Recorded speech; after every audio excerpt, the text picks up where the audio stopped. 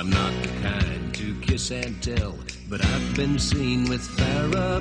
I've never been with anything less than a 9. So fine. I've been on fire with Sally Field, gone fast with a girl named Bo, but somehow they just don't end up as mine. It's a death-defying life I lead. I take my chances. I die for living in the movies and TV. But the hardest thing I ever do is watch my leading ladies kiss some other guy while I'm bandaging my knee.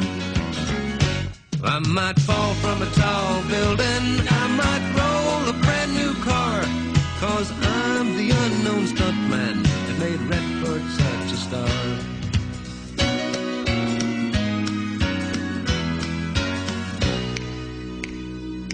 I've never spent much time in school, but I've taught ladies plenty.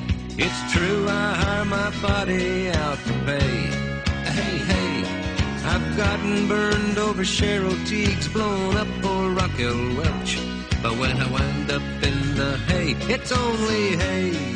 Hey, hey, I might jump an open drawbridge or Tarzan from a vine, 'cause I'm the unknown stuntman that makes Eastwood look so fine.